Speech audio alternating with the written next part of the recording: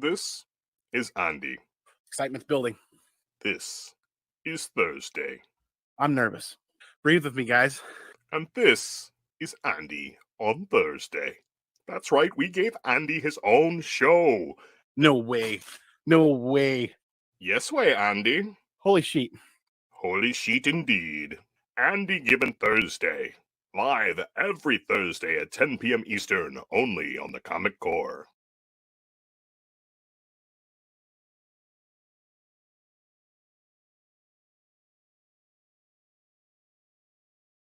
Got to bring myself in. There we go. ComicManAndy here. It's Thursday. Grab something cold. Let's drink. Let's talk comic books. We're back with another awesome panel on a topic that is a lot of fun. Cleaning and pressing comic books, right? So without further ado, we're going to get into this panel. Then we're going to get into the chat. We're starting a little early tonight to accommodate some schedules. And here we go. So I'm really excited for this first guest because this is the grand poobah of the Comic Core. That's Midwest Comic Man. Paul, how you doing, man? Pretty good. Happy to be here. Drop some knowledge, but not too much. no copyright infringement, right? No trade secrets.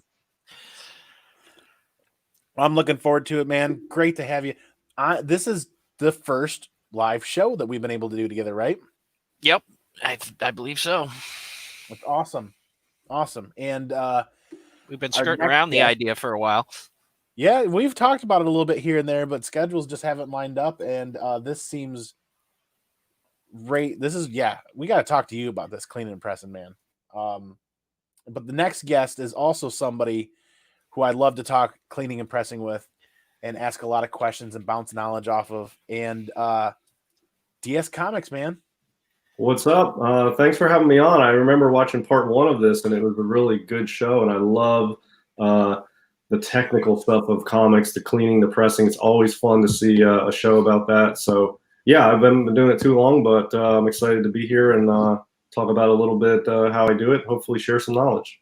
Yeah, cool. Appreciate your time, man. It's a lot of fun because it's what once was a very taboo topic is now something that's much more mainstream, and there's not a lot of awareness about the tools and the resources available to new collectors and people, not necessarily to learn how to clean and press, but where they need to go, where they can find professionals, what options are available to them and whatnot. So I'm glad you guys are here and available tonight to talk about this. The first show was a lot of fun. This show is going to be great. And our last guest, who is more of a regular now, less of just a special guest. He's always here. That's Skeff's Comic Knowledge. What's going on? Hey guys, man? how you doing today? What's going on? Welcome. How's everybody doing tonight?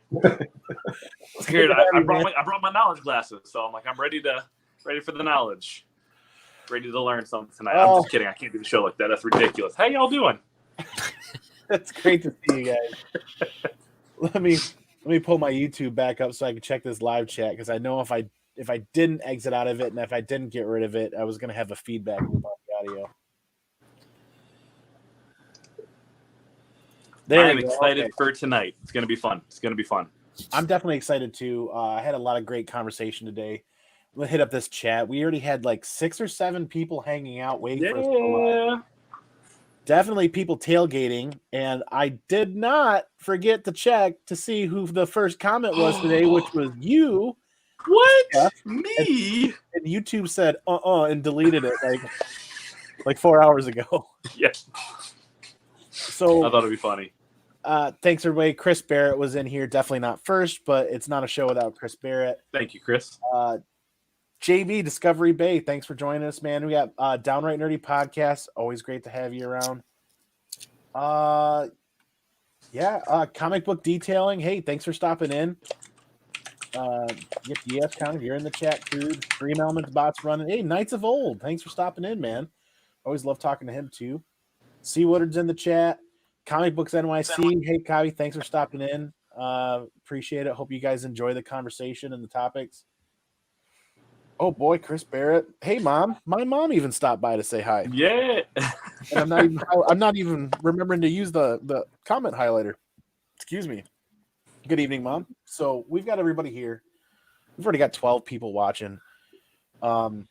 And we'll dive into this here shortly, but I do want to mention that the Comic Core is powered by the Hero Initiative, and every bit of monetization of the channel does go to the Hero Initiative. So super chats, any sort of donations goes directly to the Hero Initiative, and it's assisting those creators in their time of need.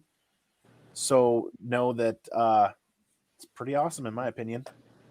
We'll have a little bit more about that later, but resources. We got some resources that I can show later, but let me delve into this first question because I'm really interested in, the idea behind having a different panel every week or having different people every week is the conversation, even though it's about pressing and cleaning again, it can be very different and very dynamic in a different way talking with you guys. And I'll jump right over to Paul, man. I'm really interested in hearing, because you've got quite a bit of experience. I really want to know, where did this journey for you begin? Well, I mean, I like DS. I mean, we're big into Golden and Silver Age books, and very much with Golden and Silver Age these days, a lot of it is covers and making it look better. Just, it's art, and I love making it look better. But at the same time, and we were talking about this kind of before the show, money. Oh, wait, what was that again? I couldn't. Cash money, y'all. There it is.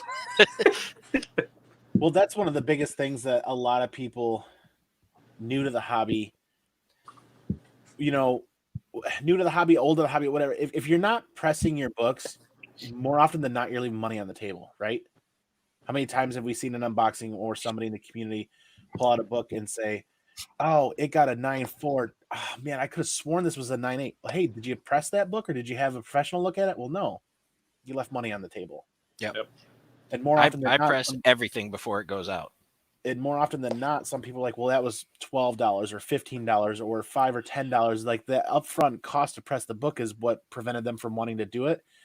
And then you ask them, well, what was the price difference between a 9.4 and a 9.8? Huge. Start thinking. Huge. Well, and people ask me all the time, they're like, why would you press a book that you just picked up a week ago? How many books do you pick up at the LCS that are 9.8s? None. Sometimes. It's rare. I mean, you can find them. Yeah. If they order 50 copies of book, you can find that one that's in the middle that didn't get dinged or knocked anywhere. But chances are your book needs a press the moment you walk out of the store with it. Thanks, bub. Yeah, I mean, the shipping is never great going to LCSs, and then more often than not, the people working at the LCSs are grabbing them by a giant stack and throwing them on the shelf, so you got stuff to contend with there. But you've been at it for quite a while now, haven't you? How many years have you been delving into this? 3 or 4, probably. That's kind of a while. I mean, when you think about it, cleaning and pressing was a very taboo topic in the early 2000s. So it still is among a lot of people. Is it really still? Oh yeah, there's some people who say it's restoration. Interesting. I like to think of it less of restoration and more of preservation. Yep. Well, I mean, I've always subscribed to the argument that restoration is adding or removing something from the book. Right. And you're not doing anything. Isn't that how CGC aligned with it as well? Yep. Yeah. Yeah, and comic book detailing, he just said you need to look down the cover with proper lighting, and you'd be surprised how much damage there is in a book. Every book, before I press it, I get halogen lights and everything, and I'm looking at it, and you have to hold it, and you move it like this, and you'll see all the little dents and stuff that you don't normally see. Yep. That's definitely something we'll delve into here in a little bit after we go around the horn here. Lighting is something that's not talked about as often as I'd like to see it talked about when looking at grading, even just grading books, not even getting into pressing or cleaning, just simply grading. Not enough high quality lighting is used by people that are learning how to grade.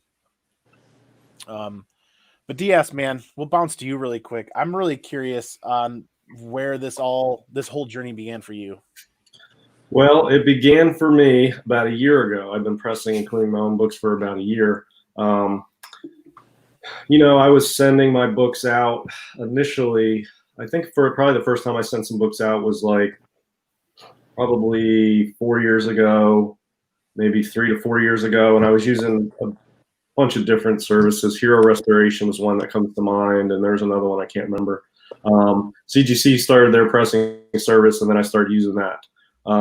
I sort of knew when I would get the books back that it could be better, but I was getting good grades and I wasn't a professional. What do I know?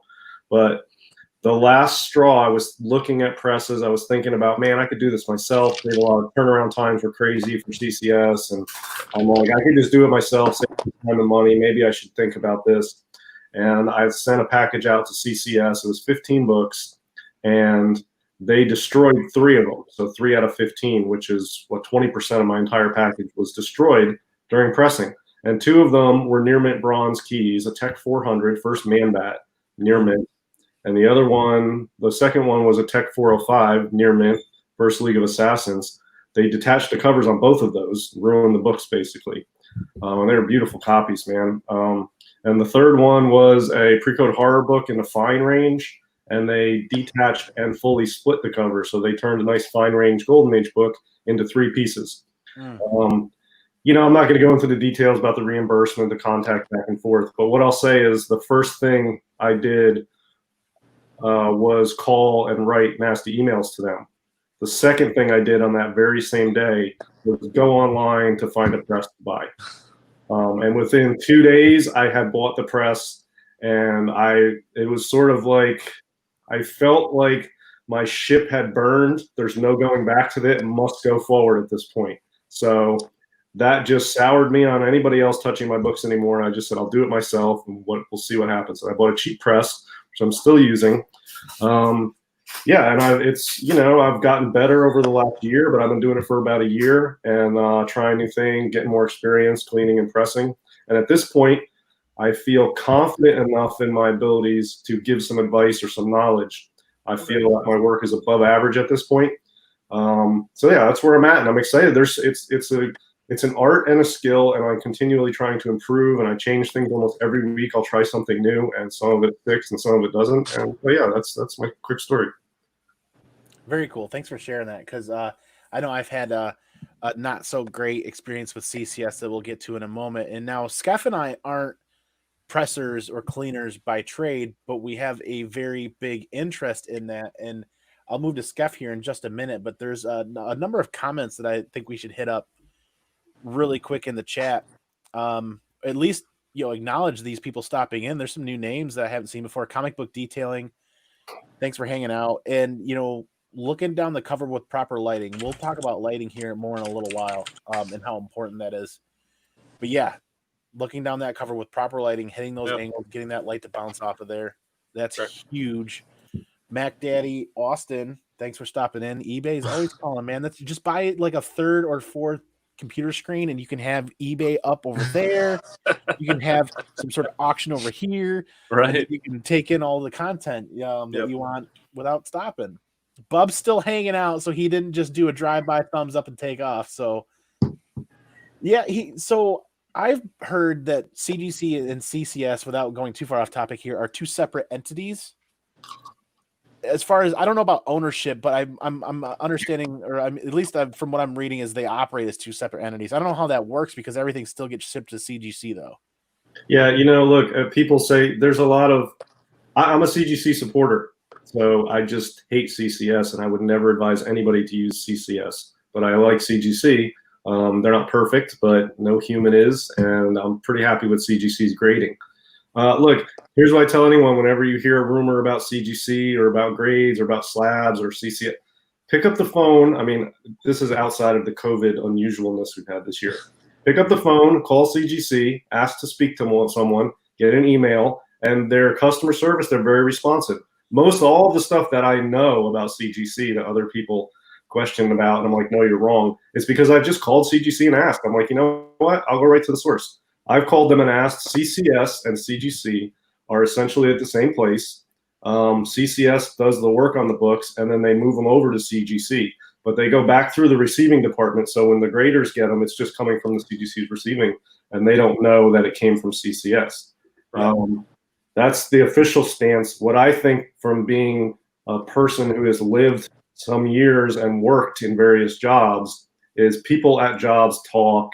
And I'm sure if you sent your Action 1 to CCS, when the graders get it, Joe over in CCS is going to be, hey, let me know how I did. I pressed that book. I want to, you know what I mean? I'm sure he wants feedback, right? Yeah, so there's a Chinese wall, but I bet you there's some leaks in it. But I mean, that's just the nature of the world. But they're the same entity, but supposedly the graders, for the most part, which I believe, don't know that the books came from across the way. Right. Mr. Gretzky, hey, great to see you, man. Thanks for stopping in tonight. The Venomized Beard, I'm getting down this list really quick here. Thanks for stopping in. Love the beard, man. It's always good having some beard. But we are 4 for 4 for beards tonight, aren't we? We are. Yep. Hot damn. Awesome. I agree, Venomized. There's Bub again, still hanging out. Poor Mike. Hey, thanks for stopping in. Great to see you. Chris Barrett's still here. Did you very Gary pre-screen?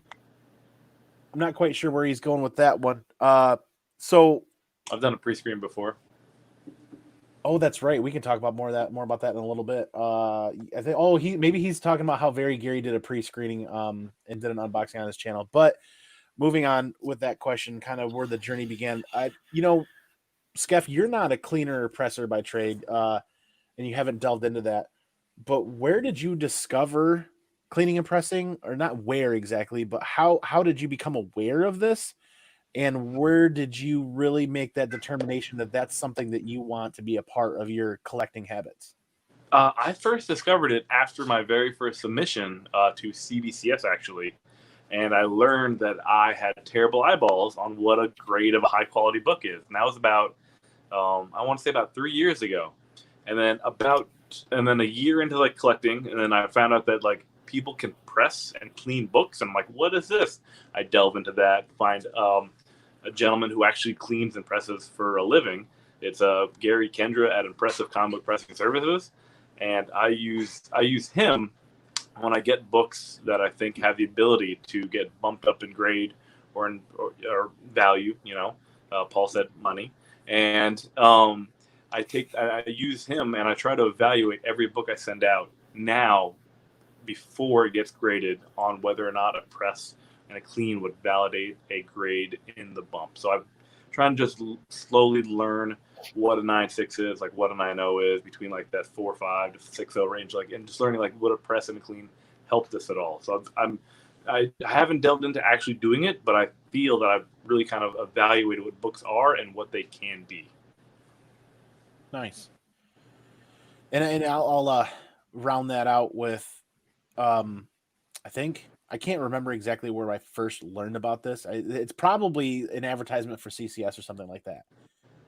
And that giant light bulb above my head was like, you mean I can go to my flea market where I've been going through books and I've been leaving the not so great ones behind because I didn't like them, but I could turn those into better grades for my collection?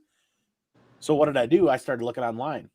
I found some books, found some websites, found some other research things, and I fell in love with that idea right away. And I went about it completely 180 degrees backwards. I went and bought a press. I went and pretty much equipped myself with everything that I needed from a beginner standpoint on how to clean and press a book.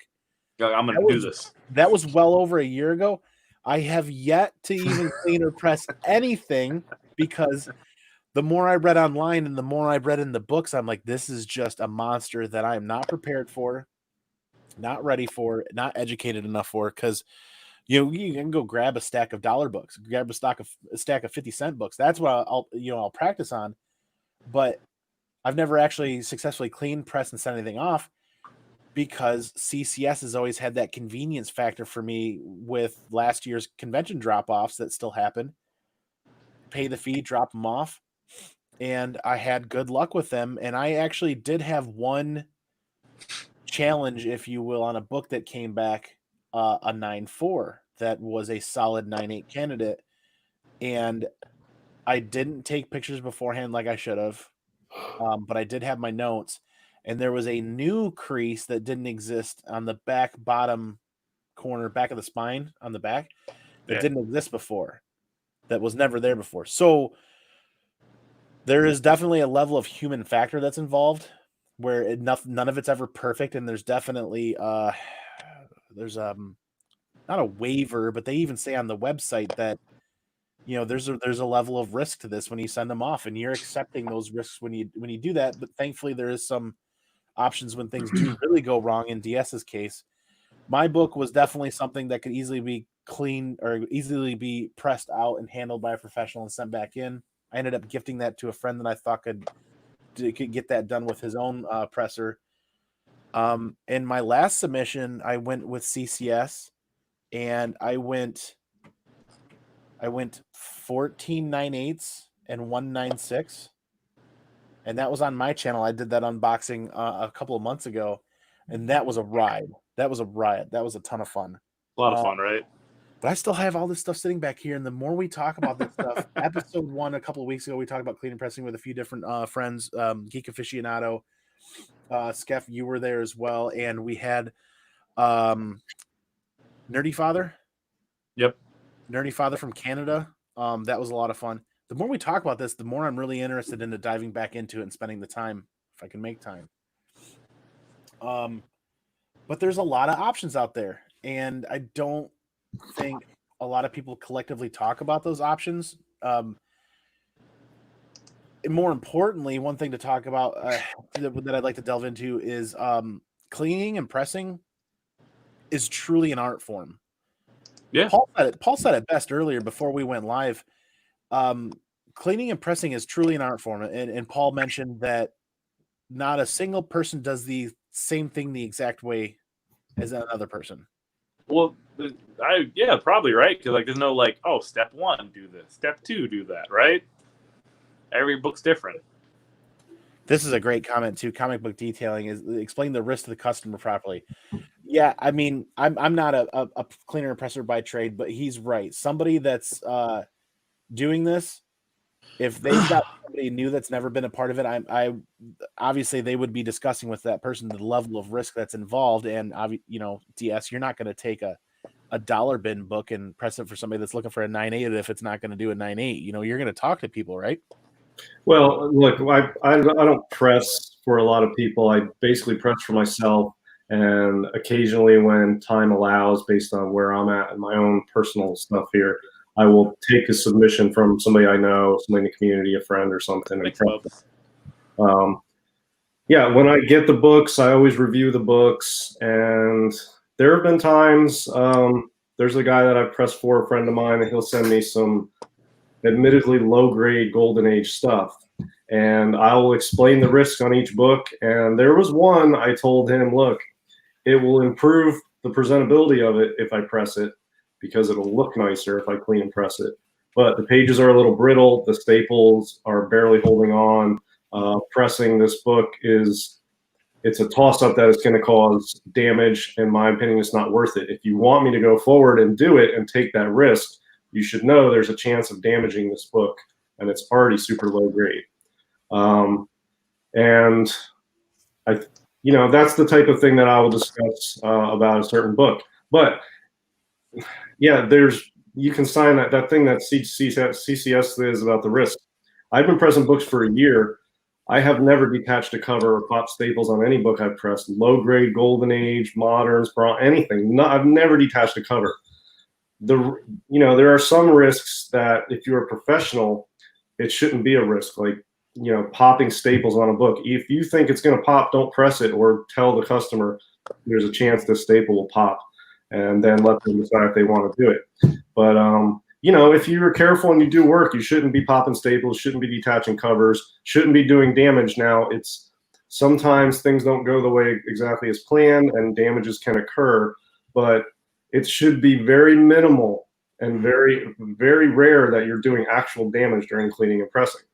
So there's risks, but your goal should be to minimize those risks by weighing them against the rewards. And sometimes pressing a book isn't going to give you much of a reward, but there's a lot of risk. And in that situation, a professional, or even somebody like me who's been doing it a year, would opt maybe not to go as far as you would on a book that's more stable. So right, and kind of going into that, there are sometimes you have to know when not to press a book. Yes. Right.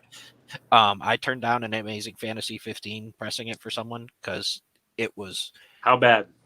probably 0.5? about a 1.5 in its Oh, current status, and the dangerous. papers were very, very brittle. And I said, and it had a really bad spine roll. I'm like, I'm not touching that.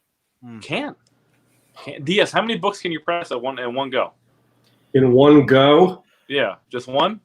Okay, so here I'll tell you a quick overview of my pressing process after I clean the books.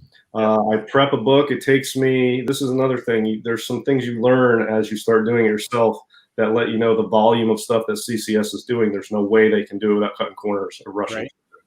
Right. It takes me a few minutes to set up the book for the press. It's not like, all right, time to press it, bang, it's in the press. It takes time to set that up, 4 or 5 minutes to set up a book for a press. It's not like a quick thing.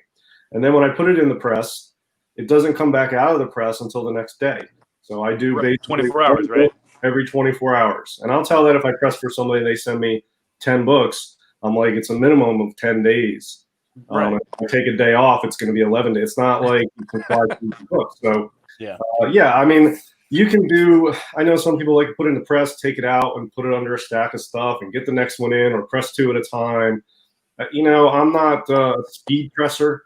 I try to be thorough, and I do one per day. You should, like, speed and like pressing, they shouldn't be in the same no. sentence, right? All good things come to those who wait. Yeah, I'm one of those that says quick press is a myth. Right. Yeah. Right. Because in a month, it's going to snap back to what it was. Right. Yeah, and I'm sure we'll get into the ins and outs, but since I mentioned the cold press, I tried the method that I think probably most people use, is where they press it, and as soon as they're done with the heat, which is usually 7 to 12 minutes, depending on who's doing it, they open the press, they take the book out while it's still hot, and then they put weight on top of either books or some heavy weight and let it, that's what's called a cold press. Now, it's not in the heat, but it continues to be under pressure until the paper cools off, and when it cools off, it'll stay in the state that it was in, nice and flat. I can't get enough, there's no way to get as much pressure down on the book as is just leaving it in the press. Right. And when you take it out of the press, the paper curls a little bit, and then you got to set it and put. So I just leave it in there, man. I just leave it in there for a day. Now I do too. I can go. But so what? That controlled cool down in the press, even though you're still giving it some heat. I mean, you can account for that, but it's a controlled cool down. Whereas you open that press up and pull that book out, it's a shock. You're going from X number of degrees to X number of degrees right away. Whereas there's a slow. Really quick, thank you, Bubs, for that super chat. That $1.69, 69 goes to the Hero Initiative. And Bub, we have a special treat for you tonight. Thank you for your super chat, and here's your special treat. Hey, we're best friends. Let's do karate in the garage. Hey, so I'll tell you how you can identify when a book has been improperly cold pressed after it's been pressed, and you'll see this on professionals. Self-proclaimed professionals post on Instagram or whatever. I mean, there's a lot of people out there pressing now, so there's no shortage of results to go see on Instagram or YouTube or whatever. But you'll see the book, they'll show the before pictures with some bends and some defects, then the after where all that's gone. But if you look at the top edge, you'll see this little waviness at the top edge. The book is not perfectly flat. There's a wave in it, and that is from an improper cold press. And that's from me doing improper cold presses and getting that out and not doing that anymore. So that's where that wave come from. Now, there's probably other things that cause it, but I guarantee every time I've done improper cold press early on in my pressing career, a lot of times I would get that. So I know what I'm looking for. When I see it, I think to myself, improper cold press right there. So this is where that moniker or that definition of cold press is very different, because we were cold pressing in the 90s without even knowing what we were doing. Yeah. When I was buying books in the 90s as a kid, as a 13, 14-year-old kid taking my part-time money and buying books, I would take all the phone books I could find in my house and all. Hey, does anybody remember all the old encyclopedias every household used to have? Oh, yeah, we all cold pressed with all those encyclopedias. We just stacked those things on there and added weight. That's a form of cold pressing. Yep. That's what I think about when we talk about cold pressing. Is I don't really think about going from that press and that heat element right to a bunch of books or right to a bunch of weight. It just seems like such a shock for that book, because books are made out of paper. paper is made out of wood. Wood has moisture in it. If there's that remaining moisture in that book after that press, you shock that molecule wants to shrink, right? Well, and Paul probably would know more about this than me, but let me just say quickly, different types of paper react differently to moisture, and some eras of comic books, you have to be very careful with the amount of moisture you add, whether it's a humidity chamber or a steamer, like especially Marvel Silver Age stuff. That paper will shrink, literally shrink, where you will notice it looks like it's been trimmed a little bit, it's moved, it's curled, it will literally shrink, as opposed to like late bronze marble. Man, I feel like you could dunk that in a pool and press it, and it's not going to shrink. I mean, that stuff. Yeah, I mean, I feel like a lot of Golden Age stuff from the 40s and like late bronze marble are so rugged in the press, But then you get to like Silver Age marble, it's very delicate. Too much moisture, and it'll shrink. Not enough moisture, and it won't flatten properly. So the amount of moisture you add is very difficult, and you sort of have to get a feel for it over time, and that's part of the art element. Yeah, man.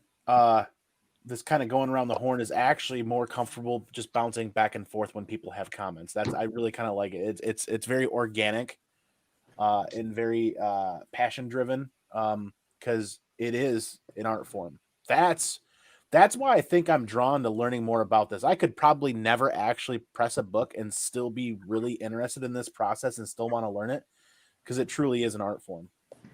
Different types of paper, different presses. Speaking of different presses, Paul, we talked a little bit earlier at the beginning, before we went live, about the differences between that $100 t-shirt press and then those high-end photographic presses that you can sometimes find used. I know when they get bigger, you can fit more books in there, but what are some of the attributes that those larger photographic or photo presses, what are some of the attributes of those presses? To me, it's easier. You can get good results from using a t-shirt press, but I mean, the guy who we really should have talking about this is Comic Book Detailing, because I know he was saying the one I've got, he's got 4 of them. I know there's people who will put more than one book in one of the big presses. I usually don't, because even if there's the same book, there could be something slightly different, and it's not gonna work right. Golden Age Guru can talk about that, because he messed up some books doing that. Yep. But I like my press because it's sturdy, and I'm going to get consistent results every time. I know people who had the t-shirt presses, some of the models have the screws that hold it together don't fit well, or, it wears out quicker. Mine's not going to wear out. Yeah, and I'm using. I didn't want to spend a lot of money when I was seeing if I was going to start pressing, but I wanted to start, so I spent like $195 on a cheap T-shirt press, and you can see it back there. Oh wow! Yeah, so it's a cheap one. I really at this point want a better one, because that one I have to do certain things for that to get good results. But I'll tell you, I get pretty good results out of that press. I think if you do it properly and you have a good flat surface, if you do good moisture, good pressure, good pressing sandwich, you can get good results with any press. Now, a better press will get you better results. But I noticed when I got this right off the bat, I was getting better. I was instantly getting improvement, where I was like, wow, this is going to work. I'm going to be able to do this. So yeah, I would recommend anybody who's not sure and they just want to buy a cheap press and try, and you will be amazed. And if you want to go further, get a good press like one that Paul has, which I'm at the point where now I want to get a better press, but this one is serviceable. But I do want a better one. But Paul, where can someone find a press like that you have? If you want to get new, they're on Amazon, but they're about $2,500. Oh, okay. You can find them in photography stores. Occasionally you'll find them on eBay, but almost all the time it will be local pickup only. Okay, so photography stores is usually a good. Okay. I got mine shipped to me. I bought it on eBay, and once I bought it, they had put free shipping on it, and they didn't want to ship it because it weighs about 75, 80 pounds. It came to me on a half pallet. Oh God. I'll tell you something else about presses too. You get the one like Paul has, you're good to go. It's perfectly flat, hard, rigid surface on both sides. You get good pressure. It's really good to work with. Yeah, that's one of the, and Comic Book Detailing mentioned that you get very even pressure across the whole thing. Paul, did the heat from the top and the bottom? What's that? Did the heat from the top and the bottom, or just heat from the top? Top. Okay. Yeah, the mine is just almost every press you buy has heat only from the top. Okay. But there is a press out there, a company, and I can't think off the top of my head. I have to look it up. They offer an accessory that's like a replacement bottom that has heat also. And that's the one I think I'm going to get. But if you buy a t-shirt press, the problem is the bottom is like a hard foam because it's not meant to press paper. And I have seen results on books that I've had somebody press some books for me, and they had almost like this very light checkerboard pattern on the back cover, and I know that that's from the bottom pad. It's like a sort of textured hard foam. So what I did when I bought my t-shirt press, I would try different things on the bottom to get it flat, and eventually I bought an aluminum plate, 1/8-inch aluminum plate that I put on the bottom, and I got it cut to size so it fits exactly. And I sanded it down. It's nice and smooth. So now I have two very solid, flat surfaces in my press by virtue of adding that aluminum plate.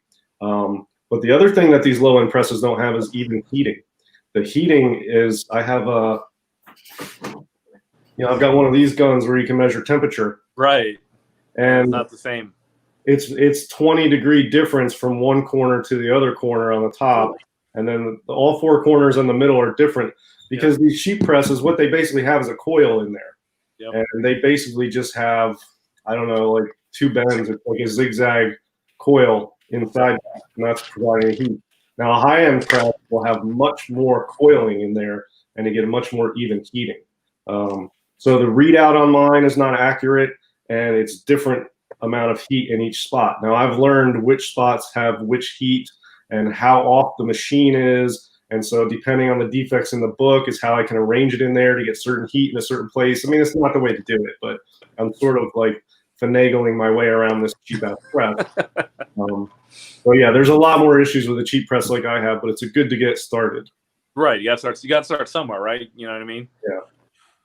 Yeah, and starting with dollar bin books that's what everybody talks about. Grab a lot of cheap stuff that doesn't matter if you ruin it, which is a great segue for the next question that I had for you guys is, have any of you guys actually destroyed or burnt a book in your process of learning? Like crispy, like burnt toast crispy. Have you guys done anything like that?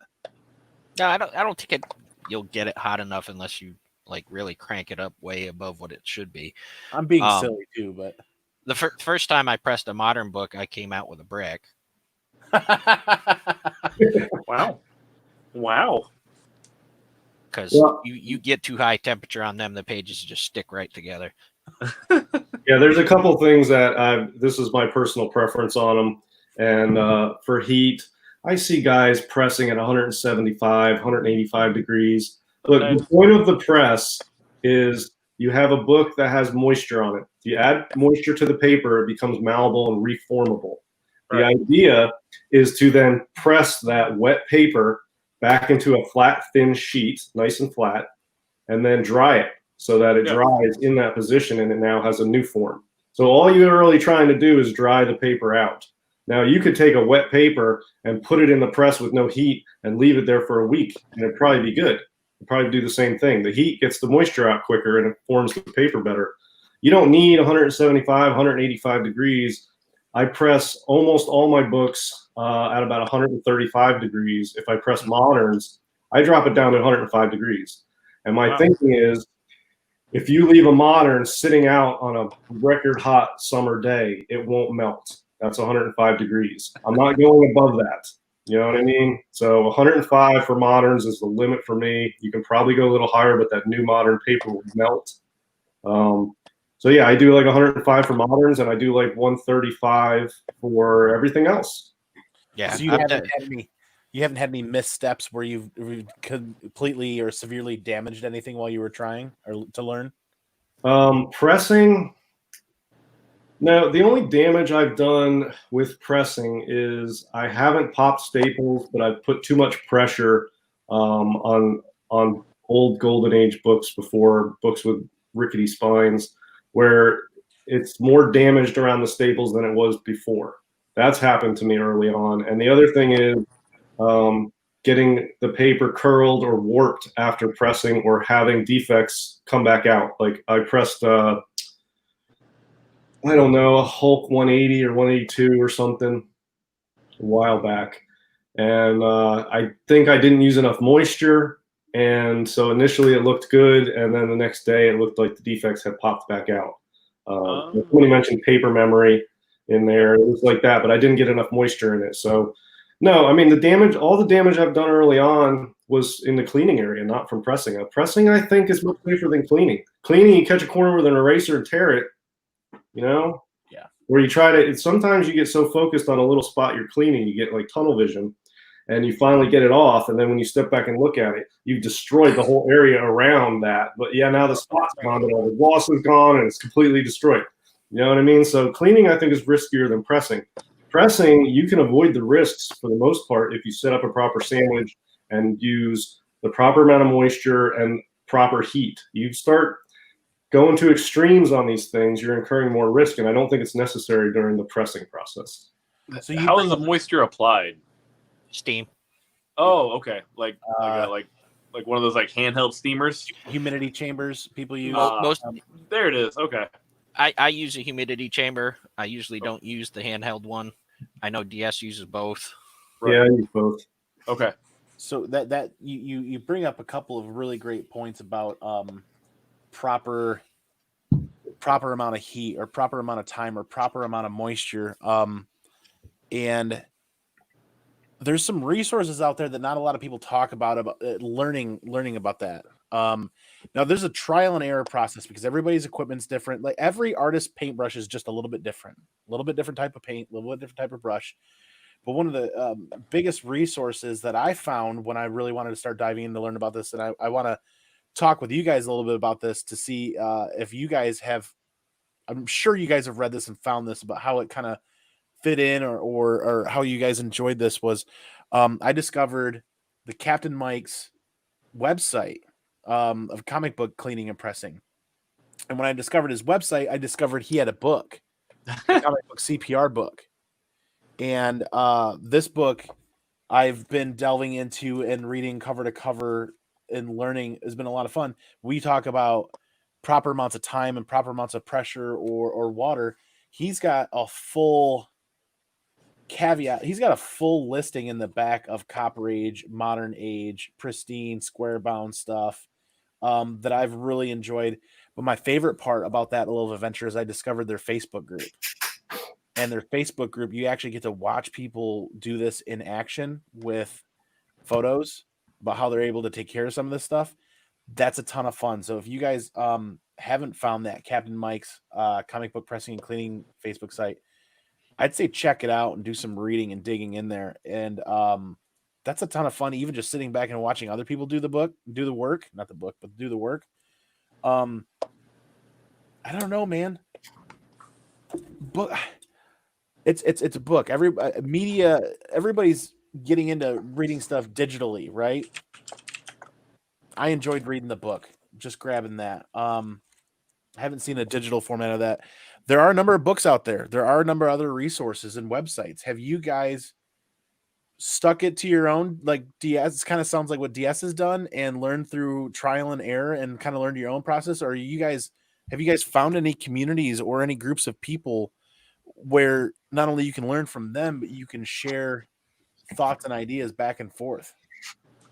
Well, I've been on Captain Mike's website. It's exhaustive. It's far more than I will ever endeavor to use in pressing, but I do refer to it. I'm on his site about once a week, and I'll review stuff. Yeah, and there's some of his stuff that I've tried, but his is like, jet propulsion laboratory status pressing. You know what I mean? Like, I feel like his place, he's got a clean room, and he's got hazmat suit, white. Yeah, distilled water, and he's got chemicals and all these cleaning stuff. it's more than I want to do. I'm not trying to make books perfect. I'm trying to make them much, much better. I'm trying to improve grades without doing damage. It's a hobby and an art. But, there's some stuff of his I tried and I've cut it out, like distilled water. I don't use distilled water anymore. It takes time. You got to go buy it. It takes money to buy it. It takes place to store it. I just use tap water. Now, I know a lot of people are like, oh, tap water DS, the paper's going to go from white to brittle and creamed off white. Look, I've been using tap water for most of the time I've been pressing, and I get white pages all the time. I don't think stuff like that matters. But if you really want to become an expert in every facet, Captain Mike is it. Honestly, It's great. But it's just too much, man. I can't do it. I think the water discussion is for me is consistency based. Using distilled water every time you get the same results. I know my tap water fluctuates heavily. I don't know about a lot of people or where they're at in the country. Some people have well water, some people have city water, but my tap water differs week to week, month to month, season to season. So I think for me, I have distilled water sitting here just simply because of the fact that I know I'd be using the exact same thing every time chemically, Well, I feel like if the water is good enough for me to drink, then it's good enough to use in a humidity chamber to press a book. And really, the water evaporates, and in a humidity chamber especially, it evaporates, and the particulates in the water they stay in the water, and eventually, if you let the whole bowl evaporate, you'll see a residue on the bottom. That's all the particulates that were all the heavy stuff that's left over. So, I mean, you've got some chemicals, very low levels of some stuff in tap water, but I mean, the paper itself is dirtier than the tap water by many multiples. I haven't had any problems with tap water. I haven't noticed page qualities changing, and it seems pretty good to me. So that's what I use. But you make an excellent point. That stuff that's in there is heavier than air. It's not gonna lift out of the water. That's actually a good thing to kind of dwell on and think. I mean, there's some other stuff in tap. I mean, there's some chemicals in the water, but I mean, if it's water that's potable that you can drink, then it's not going to have so many chemicals that's going to damage the paper. And the paper is not like, I don't know. I mean, I press books with white pages. I send them in. I get white pages. Right. Look the same after I take them out of the humidity chamber in the press as I did before. I've had no trouble with the tap water yet. So, this is fine. It's such a negligible thing that I don't think it makes any difference in the humidifying of a comic book. Now, a lot of people disagree with me, so those are just my thoughts about it. Right. This was a good laugh. Yeah, there you go. That's true. That is 100% true. Man, I get them crispy white. Oh boy. So same question to you, Paul. Man, after your journey from where you started to where you are now, what type of resources did you rely on? Did you agree heavily with, or did you find anything you disagreed with? Always. Right. I mean, when I started doing it, a lot of the resources that are there now weren't there. A lot of it was trial and error, and like things like Captain Mike, other people, I say, okay, I see why they're doing that. I do it a little different, but like we said, none of us do it the same way. And I'm like, I understand why they're doing it that way, but I found this way that works for me. And I know a lot of pressers and cleaners, and we're certainly not above bouncing ideas off each other about certain things. We're like, hey, have you ever tried doing this? No, but that's a pretty good idea. I might try that, because we're always looking to, most of us that I know anyway, we're always looking to improve our technique. Just like art, man. Seriously. Yep. It really is. I don't know how to put it in another way or another fashion that really highlights the fact that it's just another artist with a different style of paint or a different style of brushes, but the outcome is still just as profound and just as enjoyable. You know what I mean? Yeah, it's an art when everybody is doing it their own way. Nobody's doing it 100% the same as anyone else. There's a skill to how to use the press. There's a skill to how to humidify. There's a skill to how to set up a pressing sandwich or how to clean. But then how you adapt those skills to your own and come up with your own methods and your own processes, that's where it becomes an art. And you really are creating something of beauty when you are taking a piece of art that has some type of defects, and you are making it better through your own hard work and skill and your own processes. So it's a skill and an art. But yeah, that's why everybody does it differently. I think I'm in the minority as far as tap water. I think people like distilled water. I'm an artist. I'm a Jackson Pollock sort of artist. I use tap water. I don't give a shit. You know what I mean? Whatever. I'm not worried about it. I know there's people that tell me I'm wrong. Whatever. I'm pretty happy with it. So, everybody thinks their own things they do. It's not necessarily about right or wrong. It's differences. Let's say variety is the spice of life. Yep. And that variety sparks debate, and debate is fun. Debate is healthy, it's cathartic, and it helps us learn new things. It helps us, it's educational. I don't think I've ever had a debate with somebody that I didn't walk away from and not enjoy to some extent. You know what I mean? Because it's not necessarily about being right or wrong. In my opinion. Detailing just had a great comment. He said, for us, it's relaxing to an extent. You get in the zone. Absolutely. Yeah. It becomes like methodical, right?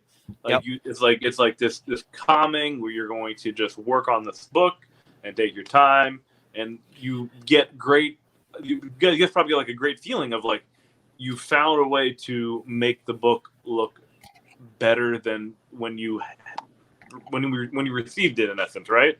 Oh yeah, and like like when I'm in the zone, I'll be sitting there, I'll be looking at a book, and I'll be looking at the things that are wrong with it. I'll be like, oh wow, I know exactly how this is going to look after I'm done. I can't wait to get that out of there. So you guys probably gives you so much pride too. Like when you send it out and you get it graded, and you're like, you achieve the grade that you wanted to get, right? It kind of like just validates everything. The best for me is when I press for someone else and they send their books out and get them back, and they call me up and they're like, you wouldn't believe, Nice. So I'll ask you, Skeff, really quick. And I know you're not actively cleaning and pressing anything yourself, but are there any resources out there that you've been intrigued by that you've dipped into and really started honing in on, as far as Facebook groups or other areas of do they still do chat rooms online? I think, right? It's an AOL thing, right? It's Messenger. For me, it really has been most of the time. Like there are a couple Facebook groups, but I've really there's surprisingly a large community of people that have like YouTube videos that show the process of like before and after and certain techniques on how they do it. And it is astounding the how tedious it can be to clean a book. It blows my mind. Like I've certain a few times like I could do this, and then I watch a video. I'm like, I can't. I have no time. I have no time for this. I have kids, a full-time job, a wife. I have no time for this. I truly appreciate what they can do in their time, and I'm like, I can't manage another thing. But it is a remarkable, and I hope one day to have the time to learn how to use it. But I just fully appreciate what an amazing cleaning and pressing. Like Paul, like you said, like when you get a book back and they're like, this is nuts. Like I had a Vault of Horror 14 from 1950. It was graded at 6.5, and I sent it away to get pressed and cleaned, and it came back in 8.5. I lost my mind. Like it was nuts how much of a difference like the before and after was, and it's amazing what a really good cleaning and pressing when you get it to like a professional's hands or someone who's been doing it for years, like DS and Paul, who know what they've been doing now, what it can do to a book of any age. That's so true. Yeah, when it comes to cleaning, one of my favorite activities of the week is on my day off. I like to come in the comic room, get some books I'm going to clean. I set up the computer with the YouTube on it. I usually will pick a channel that I haven't watched any content in a while, and I'll just let it run. I don't comment. I have gloves on. I'm working. But I'll just have that in the background. I'll be cleaning the books. Occasionally I'll play music or something. And it's very meditative. It's a nice, relaxing sort of get outside of your life for a minute and just do something else. And it's really a relaxing, meditative sort of activity.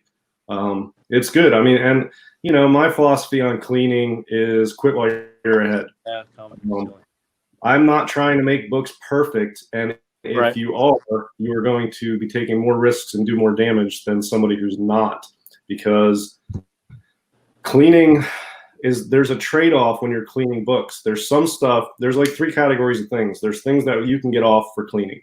and I always address those. There's stuff you can't get off. There's no point even messing with it. And then there's the in-between stuff where you can make it a little better. You can get some of it off. You can fix it a little.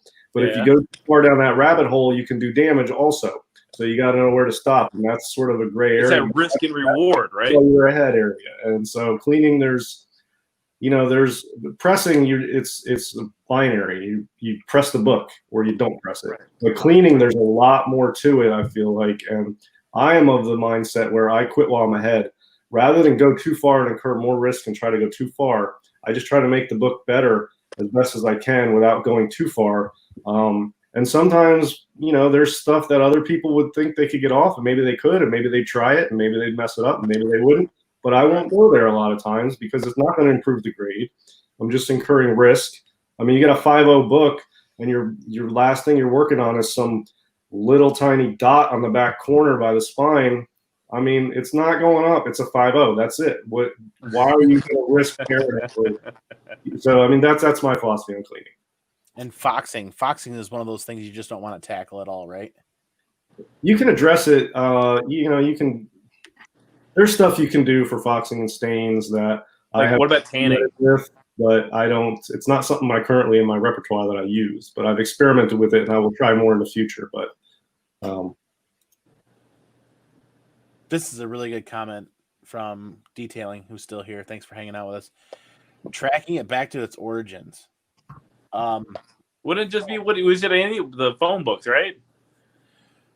So in the 90s, sure, with phone books, but I got to imagine document preservation and restoring is a massive thing in the world that not a lot of people know about. That is truly an art form, and I'd like to think that somebody in that business that just happens to be a huge comic book fan just decided to try to apply things 15, 20 years ago, maybe 25 years ago even, or 30 years ago, way back, and just decided to apply their trade towards their hobby to see what would happen, and that just kind of eventually born from there. But I would be really interested as a community if people eventually traced it back to its origins, and if we could figure that out, because that would be really cool to talk about and learn. Man, we've been going for an hour. I know you guys had quick hour. This is why I don't think this is something you could ever just do one or two shows on. It's something to be revisited fairly often, in my opinion, because it's a really fun topic to talk about. I don't think anybody that's ever been on here has had a bad time talking about it, besides a couple of unfortunate experiences for you, DS, and in the beginning. It's a learning experience. It's something to talk about and share. But yeah, an hour of this goes by way too fast. I know some of you guys had tight timetables. If you got to bounce, I'm good for a while more. So, I didn't have any other questions prepared really, and it seemed to be going pretty well, just bouncing things back and forth off of each other, as far as some of the ideas and the thoughts. But I can hit this chat back up again, which I haven't done in a little while, and we still have everybody hanging tough. Yeah, there's a lot of good comments in the chat and some of that stuff. If you want to pop it up there, we can give our thoughts on it. Somebody mentioned blacklight just as a joke. No, it's not a joke. It's legit. No, that's not a joke at all. I can't find the original comment. I mean, it was sort of a jokey comment, but with the blacklight in it, and it just made me, and that's why I put that in there before we talked about it. But Oregon Wine in Weem, I've known about him for a long time. Thanks for stopping in and hanging out. When I first started watching the Comic Core over a year and a half ago, he's one of the first people that I started talking to in the live chats. Super cool to see you here. Thanks for the comment. Now, blacklight's really something that people talk about for restoration discovery or finding, I think. I don't own one. I've never tried it. And I have heard a lot of people say that even black lights aren't 100% accurate when it comes to detecting restoration. Oh, nothing is, but they certainly do help. I found I was working on someone's Avengers 1 and opened the back cover and clicked on the black light. Immediately got on the phone and I said, you got a tear seal here. Oh, wow. Immediately. Like just that obvious. Huh. Yeah, so I have one. I bought one and I don't ever use it anymore. Oh. And I'm at this point, I'm confident I can detect restoration without this. Am I going to catch everything? No. Is anybody on Earth going to catch everything? No. But there's this one misconception that if you have a black light, it's like a superpower against color touch. You shine a black light on it, you see the color touch. Most of the time, it's not necessarily going to be easy to spot with a black light. Sometimes you can, but I feel like you can spot color touch without the black light. If you know what you're looking for and if you've seen it enough. I don't think it's that hard to detect. Even the really difficult ones, you can still tell if you just look carefully with your eyes. I also don't want a magnifying glass, but yeah, for black light, for glue and tear seals, it's helpful if the material used is older and contains something that will fluoresce. But a lot of newer type products since the 60s and 70s don't fluoresce anyway. For me, I just run my fingers over it, and if it feels weird, I'll give it a closer look. I'm old school like that, but I have one, so I don't know if it's hypocritical that I'm saying I never use it, but I do own it. So, yeah, I think everybody should get one, try it out, see if it works for you, see if it makes you more comfortable. And it's a tool like everything else, and it's not a tool that I use, but it is a good tool that's out there that everybody should try, and it might work. Like Paul uses it, and it works for him. Not a tool that I use often. So I don't have a magnifying glass either. A lot of people have those, and I don't use those either. I just use my bare eyes and good lighting, and I have a regular flashlight that I use. I don't know that any of us are using a magnifying glass to get better at finding restoration. It's just because our eyes are getting that much worse. Yeah, well, I might have to get bifocals soon. That's a whole other discussion. But, I think the problem is a lot of people think getting a black light is gonna make you magically be able to detect everything, and it's not. It's a tool like anything else. It's just to help. I use it. I also use, like DS said, I'll look at it closely. I just use multiple methods. So I honestly think that after reading some books, the Captain Mike book, reading their website, and talking to a lot of other people, I think the first line of defense, really, when it comes to judging a book by its cover to see if it's really something that you want to send in for cleaning or pressing or grading or whatnot, is lighting. First line of defense should be lighting, in my opinion. I've behind me, just over my shoulder, underneath this computer hutch here, are two 7,500 watt LEDs. Well, the ratings is 7,500 lumen LED lights, right, to the tune of $25 a piece. Like 7,500 watts, it'll burn a hole through your desk. Yeah, 7,500 lumens. You can usually get those on sale for like $20-25. He likes to tan in the downtime and get the light up and just get that burn. That was one of the first things when I was delving into this reading is how important lighting is. And white LED lighting was super important. I went out and did that and wired those things with some rocker switches right in the cabinet. And if you guys go to my channel and look at the 2 grading videos that I did them underneath that lighting, and that's how I was able to detect the issues on those Saga variants so easily, is that lighting and just turning a book, just spinning a book, just moving a book ever so slightly and watching the way light bounces off of a cover can find you some of the smallest imperfections that I never would have been able to see under any other normal lighting. Absolutely. Yeah, and it's a technique called oblique lighting. It's essentially you're shining light at an oblique angle. So if this is the comic book and you shine the light this way at a very shallow angle, and you look down the edge of it, since the light is not on the top, you shine it straight down, it's going to illuminate it. Shine it at the edge, it will hit all the ridges and everything, and you can see like the mountain range of folds and defects. Yeah, it causes shadows. Yeah, and it pops right out. It's called oblique lighting. I use that with a flashlight and my bare eyes, and you can pretty much see all the structural defects on the cover. It's huge. There's some other good comments and suggestions in the chat, which are helpful also. But I use oblique lighting and a careful eye, and you can see the defects in the cover very well. Yep. You got to have a flashlight. You can't. It's tough if you have a fixed light in the room. If you have a flashlight, you can move the flashlight around the book, and you can look at the angle. Yep. So I use a regular flashlight on every book. I hardly ever use. I don't use this one anymore really at all. What were some of the comments you were targeting? It's moving faster than I can keep up with. Solo Wookie said the trick is to put a piece of printing paper behind the page, then blacklight shows how the color pinholes, that stuff. So yeah, I think that's okay. that's a pretty good idea. I have never That's tried. a good trick, Wookie. Yeah, I will definitely give that a shot because that sounds useful and helpful. I'm definitely going to try that. I think that's a good suggestion. Interesting. And I mean, if you're doing some of these techniques anyways, you should have a stack of 65-pound or 50-pound or 100-pound. You have some variety poundage of paper through that pressing process, so you'll have that right on the shelf there next to you, I would imagine. Yeah, I'll show you another thing I use for pressing. I don't know if anybody else does this. I mean, I know other people do it, but I don't know if they do it like I do. But these are backing boards. It's a stack of them. I don't know how many's here, but every single one is cut to fit staples for the centerfold, the cutouts for the staples. I'll put one of these in the middle of the book. Inside, right?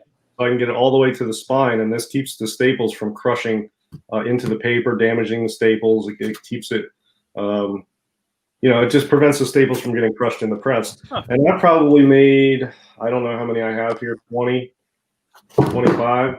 And at this point, I reuse them. I know some people are like, you shouldn't reuse those, but look, I'm not using such high heat that none of these have really like color that's rubbed off from the interior pages. So wow, if they start getting yellowed or browned, I will change them out and make a new one. But at this point, I can just grab this stack, get the book I'm going to press, find one that matches perfectly, and I almost always can at this point. I rarely ever have to make a new one at this point. But this is crazy.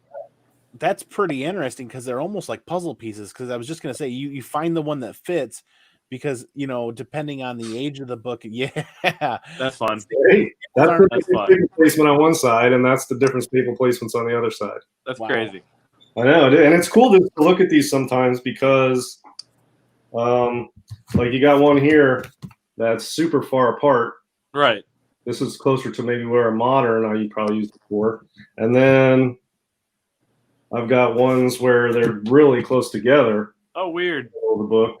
I had one I made here where the staples were through the back cover, so I actually cut out like that so I could put it over the staple. Is this a perfect way to do it? Probably not, but this is part of the art, and yeah, I'm proud of these. They work good. I love using these things. But Diaz, it works for you though. You know what I mean? Like, oh wow, what? This is a new secret weapon that I'm using. I'm working on a process, and I'm using this, and if it pans out, which so far it has, I'll share some info about that. Interesting. Very cool. Well, yeah. So we're a little over that hour mark. I have one important thing to do, and we can certainly hop into some more comments here in a moment. But I've got to close out that Monday, the Modern Men Monday read. So on the Comic Core YouTube channel, there's the community tab, and there is currently a poll going right now. If you guys want to hop over there, and in the next 2 minutes, get your vote in on what the Modern Men's going to be reading for this upcoming Monday. I know Transmetropolitan was on there. There's Secret, I think it's Hickman's Secret or I'm getting my names mixed up. There's a few different titles on there. In the next 2 minutes, it takes me to get over there and close this out. If you guys want to hop in, anybody in the live chat, and go vote for what Monday's Modern Men's going to read, that's what we're going to do right at the quick moment here. And I'm pulling it up right now. I should have pulled it up earlier. Didn't dawn on me that I should, but I could have. Slacker. I know. I got home from work, went right into getting the little mini me down for bed, and went right downstairs to hang out with you guys. We are currently at 40 votes so far, and I'll do a quick screen share. We've got Monstrous, Transmetropolitan, Secret Wars by Jonathan Hickman, Secret Invasion by Bendis, and Sex Criminals by Matt and Chip. And it looks like Secret Wars is going to win out. And I don't think anybody's going to be able to bring that back. I voted for Transmetropolitan. I haven't read that, and I heard that's really up there. It's funky. It's a funky read. So Secret Wars by Jonathan Hickman. Looks like we're going to close that out right now and call that the winner for Monday's Modern Men. And I do have to skip out of here within the next few minutes, Andy. Yeah, so if you can go ahead and give us a full on, where can people find you? What do you have going on? We would appreciate it. And then you can take off, man. Definitely I got my Midwest Comic Man channel, which I've been slacking on lately. Definitely need to get some more stuff done on there. And as always, you can catch me and DS on Golden Guys on Tuesday nights, where we talk about the best in Golden Age books. Which is the blast. I've watched that show a couple times now. That's a riot. Actually, this is a perfect opportunity to interrupt you to drop this link in the chat for everybody watching. Golden Guys did a Golden Guys special on cleaning and pressing, and I'm dropping that link right now for everybody to go ahead and click and find that and watch that on YouTube. So it's been a blast. No, it's been a blast. I definitely think we should do a part 3 sometime, because there's so much we haven't even touched on. Yeah, you could almost do an entire hour just on lighting and just on lighting. You could do an hour on hydration. You could do, Yeah. So it's never ending. Yep. So it's great, and I will catch you all later. All right, Paul. I'll see you on Tuesday. Yep. All right. on Tuesday. Well, Appreciate your time. Our prayers are with you and your family, and enjoy the time. And thank you for your hour, man. No problem. yeah, see, Paul takes he has more experience than me, and he takes a much more measured and scientific and technical approach to it than me, in a way, because I sort of try to find things that work, and I'll try something that doesn't work, and then I'll fix it, and I'll just change things over time. But sometimes I think something's fine, like the whole distilled versus tap water. Right. I'm not, look, in my whole life, every area of my life, I'm happy to be in the minority. I'm happy to go down an untrodden path, and I'm happy to be on the fringe of something. But so take what I'm saying with a grain of salt with all this stuff. But like the whole tap water thing, you got that's why it's an art, though. Everybody has their own process to it and their own, but you really need to start doing it to find out what works.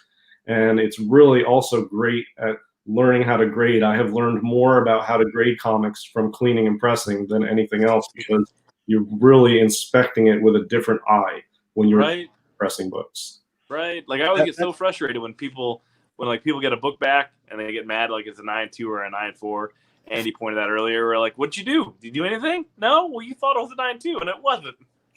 Yeah, I mean that's a great point. Where my first motivation to get into cleaning and pressing was very different than what my motivation is now.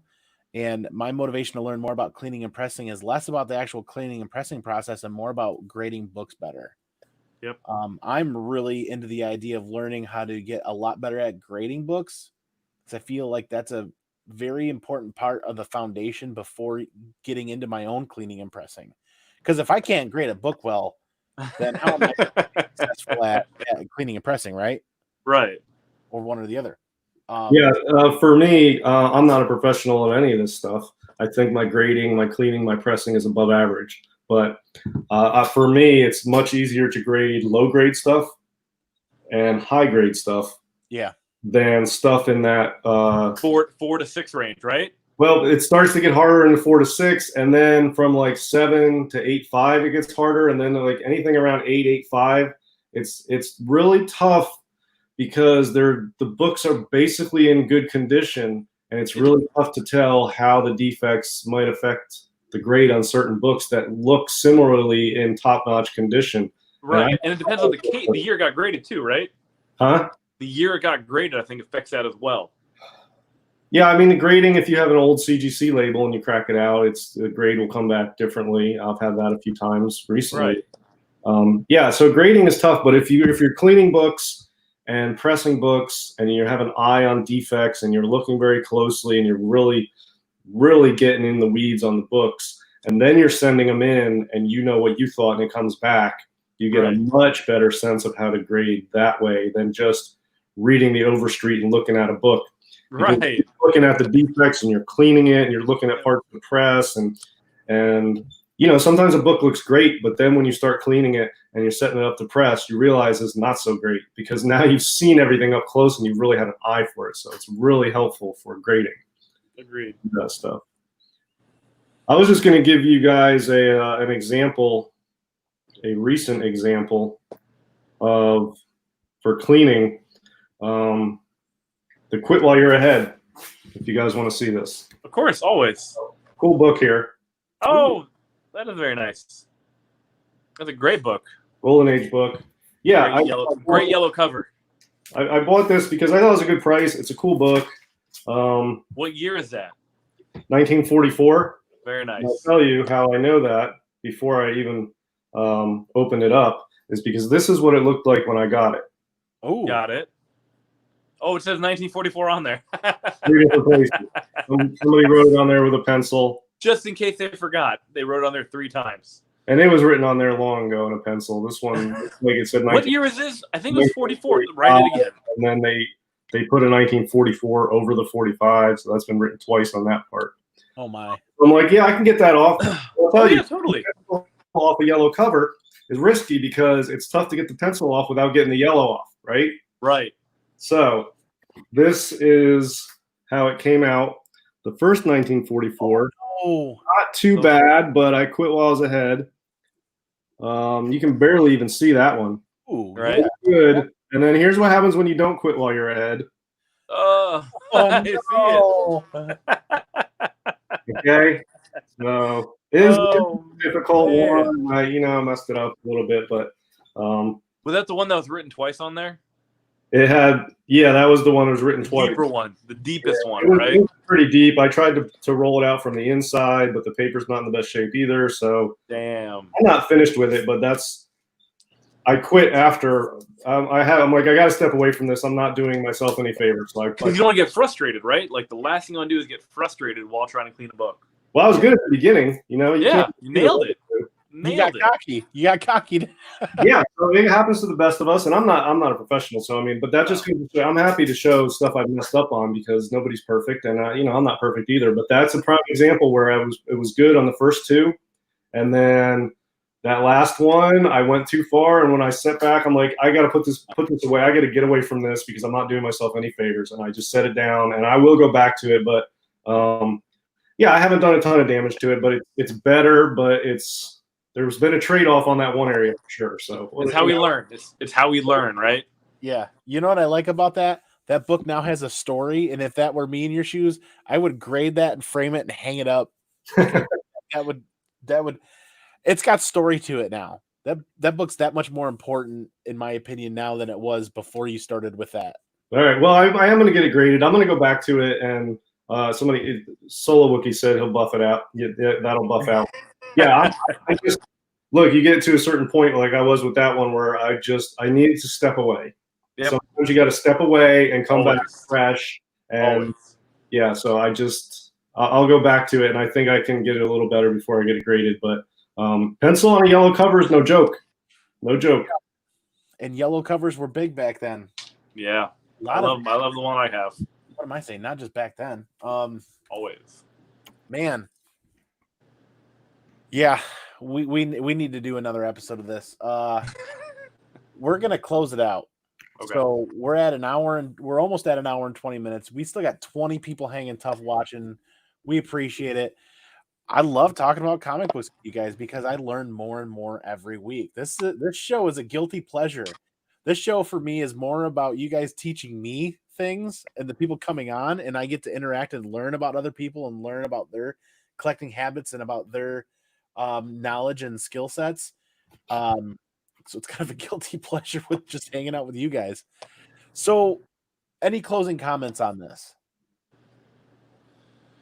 Oh, DS, up to you, buddy, on that one. You're the professional. Well, I think the best way to learn it is to do it. And, I was really unsure about taking that dive into cleaning and pressing. And right off the bat, I saw that it was a good decision, and I was instantly getting improvement right off the bat. And you get better over time. But the only way to do it is you just have to step outside your comfort zone, take the risk, buy a cheap press, or just if you want to clean books, you can do that even much cheaper and with less space. Just get some materials and start cleaning some books and just work on it. And it's really not hard to do. It's hard to do really well. So anybody can do it, and it's worth trying and getting started on it. You'll get improvement right off the bat, and you'll save yourself time and money. And it's a fun hobby to learn, and I think it's worthwhile for sure. And I'm far from perfect. I'm not a professional, but I see even professionals making mistakes, and then you can never get these books perfect. We're all human. My philosophy is just get them better and quit while you're ahead. That's my philosophy on this whole thing. Yep. Yeah, there's something out there called the Dirty Dozen. When you talk about OSHA and you talk about companies managing employees and whatnot, and the Dirty Dozen, one of the biggest things in there is called the human factor. The human factor. We're not perfect, man. Yeah, we're gonna make mistakes. There's gonna be issues, and that's something We're gonna mess up. But that's what's great about building the process. Is if you find your process and you're successful every time, as long as you follow your process, you can eliminate that human error, right? Yeah. Which is where I think CCS has had some challenges. Where they're a company managing a larger number of people that are pressing, whereas DS, you can control yourself and you can control every step of your process, whereas CCS is trying to control. It's quality. It's quantity over quality. Yes, exactly. It's quantity over quality. Like when you do one at a time, it's always going to turn out better. Yeah, and when you've got that many people and you're talking about something that's an art form, and you're trying to have 20 people, let's just say 20, I don't know how many people, but 10 or 20 people, X number of people do the exact same thing every time, that human factor is going to come into play. Yeah. More so than DS's process, where he knows what he's going to do every time and he's going to get the same outcome. Even with that tap water. Yeah. Even with the tap water. Even with that tap water, baby. I treat every book differently. So each book is its own unique animal with its own characteristics, its own age, its own defects. And its own history. Points and weak points. So I don't press every book the same as every other book. I use different humidity. The cleaning, sometimes I just hardly clean at all. It doesn't need much, and I just use one part. Sometimes I have to break out all the stops, and each book needs special attention. And CCS, the problem with detailing is volume. Too many books. Mass production. Yep. Yeah, I'll tell you, it takes me 5 minutes to set up one book for a press, and I leave it in there for 24 hours. CCS they don't have the luxury of taking that much time. They have to run through these quick, and that makes mistakes happen much more frequently. Agreed. That being said, I still used them with my most recent submission. I will say that in my most recent submission, I broke it up and sent my super important books to a private presser and cleaner. Geek Aficionado is handling that for me right now. But the books that I wasn't too concerned with, that I was really confident in those grades, I did run them through CCS. It'll be interesting to see what happens when those come back. But that's kind of my closing. That's my closing focus is that human factor and that process, and eliminating that human factor out of the process when that comes into play. And knowing that CCS, managing expectations. Right? I just managed my own expectations. I took my super important PC books that I need to be 9.8, that I think are 9.8 candidates, and paid up and sent them to a professional. Yeah. And do I want them back tomorrow? Absolutely. Do I want 9.8s? Absolutely. But I'm a firm believer in all good things come to those who wait. Yeah. And I'm going to sit here on my little toadstool and I'm going to wait. And I'm going to do the best damn waiting that I've ever waited. And I'm going to unbox that thing blind when those things It's going to be epic. And it's going to be epic. Yeah. Yeah, that's awesome, man. Yeah, it's the same thing. I've talked to you a couple of different times about handling some books, and I greatly appreciate your upfrontness. And you're like, dude, let's not go down that one. Like, I sent you a couple of books, and you're like, no, not worth your time. But not only that, you did educate me on why. So I appreciate that. And you've actually helped educate me a fair bit more on G.I. Joe 21 and some of that stuff. That's been a really fun adventure to talk about too. Well, I'll tell you that G.I. Joe 21 that you and I talked about that I have is at CGC right now, and it's scheduled for grading. So we'll see. I mean, you remember what that looked like. That book was, structurally, I think it was good, but it was beat up. It didn't have anything color breaking, but it was warped and it was bent. And I think the pages are creamed off white even. That's how much moisture it's absorbed over the years. Wow. But I think we did a pretty good job on it. I had to put some time into that one, but that's at CGC now. So I think that's going to come back a nice high grade, like 9 something, man, honestly. Wow. Nice. Yeah, you've sparked my interest. Sometimes I get a book and I nail it, and I think that's going to be one. You sparked my interest so much that, because when I found that book, it wasn't in my budget, and it wasn't even really in my PC. And I'm like, now's not the time for that book for me, but I know who was interested. And I sent you the link. And you're like, hey, thanks, man. And we talked about it for a couple of weeks, but I never let go of that, to the point where a couple of weeks ago, I did find a newsstand copy. Yeah, nice. The only I couldn't let go of this one in the auction. I had to get it because it's exactly in that grade range of somewhere between 8 and 9-ish that I don't know how to grade very well. It's tough. How am I going to learn? I'm going to try. I'm going to get this under the light, and I'm going to go over it with a fine-tooth comb, and I'm going to record it, because doing that in the recording and posting it on my channel is going to hold me accountable to getting it handled and taken care of properly and getting it back in unboxing to see what happens. And that's how I'm going to learn from that. But dude, man, you inspired me. That's bad. Hey, Andy, I got to hop off here, man. Yeah, Skeff, man, have a good night. We're closing out now. Skeff, where can people find you while DS shows off that awesome G.I. Joe book? I'm on YouTube right here, baby. Skeff's Comic Knowledge actually just dropped a video about an hour and a half ago. So if you want to go check it out, it's like 3 minutes long. It's a lot of fun. But just check it out, guys. Thank you so much for stopping by. This has been a blast. Congratulations on 600. Yeah, I appreciate it. Thank you so much, guys. Yeah, good chatting with you, man. Thank you. Pleasure, DS. Looking forward to more, all right? Have a good one, man. Thanks, Skeff. Hey, DS. Yeah, now's a good time before I go off on the left field again and keep dragging on. Where can people find you, and what do you have going on next? I actually just did a video, just a random video, I think yesterday or the day before, where I took a book out of the press, so you can see a little insight into my pressing process on at least one book on my most recent video. But I'm on Tuesday nights, Comic Core Golden Guys with Paul, which he mentioned before. And other than that, I try to put out some content fairly regularly, once every week or 2 weeks. And that's it. I usually try to be in as many live chats as I can. I've missed some lately because of my day job and work and stuff. But yeah, I'm around. And I'm also on Instagram, DS Comics PCH, one word. And anybody hit me up on there, and I'm almost available to respond to any chats or discuss anything at any time. So I'm very available on Instagram. Dude, thank you so much for your time. Thank you for your opinion and your knowledge. It's a blast getting to pick your brain and other people's brains about this topic. I really appreciate it. One more quick closeout for the Hero Initiative. Every super chat goes to the Hero Initiative. All of the monetization of the Comic Core channel does go to the Hero Initiative as well.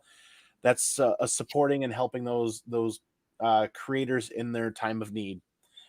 Be sure you check out the Hero Initiative merchandise store as well, where you can get you can actually purchase meeting spots, Zoom meeting spots, where you actually get to hang out and talk with these writers and artists and creators, and you can actually ask questions and interact with them for a block of time. I actually got to spend an afternoon with John McCrae and host a panel with him, where these people had come in and made donations, and they got to spend an hour or so of his time hanging out with him and asking him questions.